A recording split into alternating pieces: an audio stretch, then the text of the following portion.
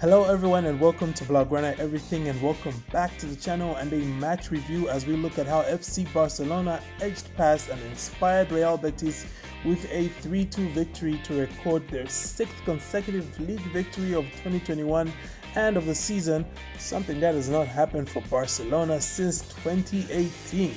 In our match preview, we talked about how the last 6 matches between these two sides have been absolute goalfests, and in fact I hinted very strongly, it's in the title, that this game would be a 5-goal thriller. Feel free to take a quick look at that video, it's linked in the description. The win against Betis sees Barcelona climb back up to 2nd place on the table, level on points with Real Madrid. So, as we normally do with match reviews, we will look at how the teams lined up, then we'll talk about FC Barcelona's performance on the night and discuss negatives and positives from the game, as well as pick the man of the match. A quick reminder to hit like and subscribe if you're enjoying this video so you can keep up with all the FC Barcelona match reviews on this channel. Let's go ahead and look at how the two teams set up. Betis set up as we were expecting with a 4-2-3-1 formation with the following players: in goal, Robles, and a back four of Moreno, Mandi, Victor Ruiz and Emerson Royal, Guardado and Arcooko. Go with a double pivot in midfield with Juanmi, Fekir and Ruibao ahead of them, and of course Borja Iglesias leading the line. Barcelona on the other hand set up in a 4-3-3 with Marc-Andre ter Stegen in goals, Jordi Alba, Clement Lenglet, Mingueza and Araujo at the back. Yes, Alba and Lenglet. Busquets, Puig and Pjanic in midfield with a front three of Dembele, Braithwaite and Griezmann. Let's now briefly look at how FC Barcelona performed in this game. Barcelona started the game with some bad news as Ronald Araujo suffered an injury just 10 minutes into the half, being replaced by Frenkie de Jong, who then spent majority of the game playing as a central defender. Initial reports coming in on that Araujo injury is that it's a left ankle sprain and he will undergo further testing on Monday to find out the exact extent of the injury. La Blaugrana simply could not get into the game, and the midfield struggled to get hold of the ball and find forward players who themselves didn't offer much in terms of movement, and as a result the Betis defense did not have much to worry about. Barca though did create one great chance after a short corner, and a beautiful cross from Jordi Alba found Clement Lenglet all alone in the 6-yard box, but the Frenchman contrived to somehow miss his header, placing it wide despite being unmarked. And not long after that, Betis had their one big chance of the half and scored it. Remember, I said that Betis are a team that has a type of quality that they will punish Barcelona if they don't take chances, and that's exactly what happened as Borja Iglesias met a brilliant cross from Barcelona loanee Emerson and finished past Marc-Andre ter Stegen, really giving him no chance at all to save that. And at halftime, a lackluster Barcelona were behind, needing to play a lot better in the second half and also to come up with enough offense to mount a comeback. 1-0 the score at halftime. Ronald Koeman then brought on Pedri, Messi and Trincao in the opening minutes of the second half, and the trio made a big impact for Barcelona.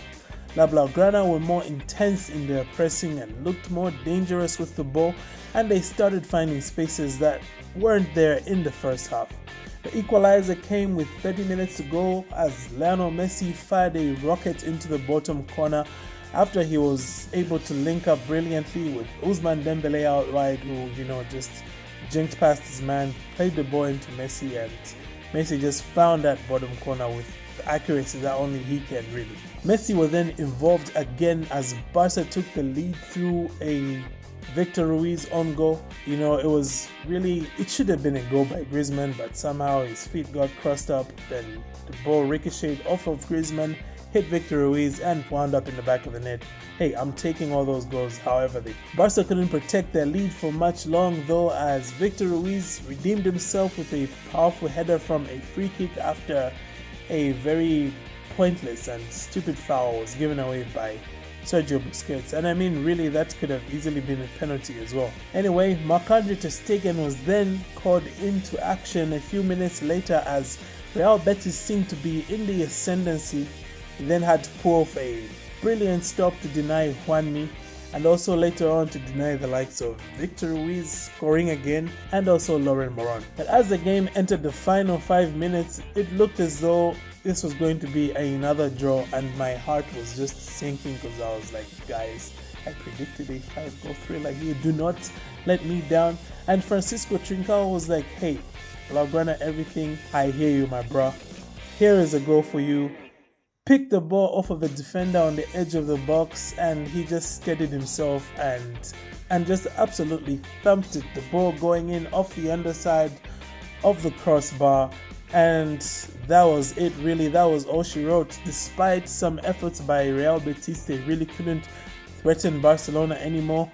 And well, the final whistle came to end another highly entertaining clash between Barcelona and Betis, with La Blaugrana once again showing great spirit and mounting a comeback on the road. Defending was bad. End of the day, it was an impressive comeback by FC Barcelona. 3-2 the final score, and I am going to move on to talk about my negatives and positives from this match. Starting out with my negatives. I feel like the negatives from this Barcelona performance all stemmed from the same place, and that place was a poor tactical setup. So bad was the starting 11 and display by Barcelona in the first half last night that it almost made me add Ronald Koeman himself as a whole negative. Alright, he was almost here. Fortunately for him, he redeemed himself, as I will explain later on. The decision to play both Pjanic and Busquets though was a particularly terrible one, as the two seemed to leave Riqui Puig in what I can only describe as a purgatory. The young Catalan was left to do all the running on his own, as the Bosnian and the veteran Spaniard lumbered about. So it had to be on Puig to do all the running to defend and also all the running to attack. I mentioned earlier that Barcelona's forward line seemed rather static in the first half, and that was in huge part due to the fact that Barca did not have any line-breaking runs coming from midfielders like we usually see with Pedri and De Jong, and with Pjanic and Busquets, you're just not going to get that. I will now move on to my positives, and first and foremost, the impact from the substitutes. I said earlier that I had almost listed Ronald Koeman himself as a whole negative from this game. Well, the reason why I did not do this is because of the substitutions that he did make. While I felt Riqui Puig should have stayed on and Busquets should have been pulled off earlier than he was, the introductions of Pedri, Messi and Trincao really swung the momentum of the game in our favor, and even the introduction of Umtiti served well to give us some much needed sturdiness in the final 15 minutes as Betis were in the ascendancy.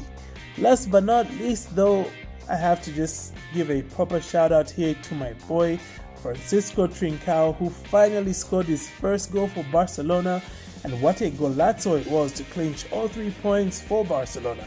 I said after the Elche match that he had been performing much better since the turn of the year, and it would be just a matter of time till he got his goal, and what a way to get that goal. Congratulations on it, Francisco Trincao. My second positive was the performance of Oscar Mingueza at right back. Now personally, I had been expecting Mingueza to start at centre back in order to reward him for his last solid display, but he got in at right back, and despite having to deal with the hyper-offensive left flank of Real Betis, I feel he handled the task as well as you could ask, and on another day, the young Catalan could have finished this game with a brace as he was denied by a brilliant save by Robles after some magical wing play by Dembele. As he was denied by a brilliant save by Robles after some magical wide play by Ousmane Dembele, and he also later on missed a header from a corner.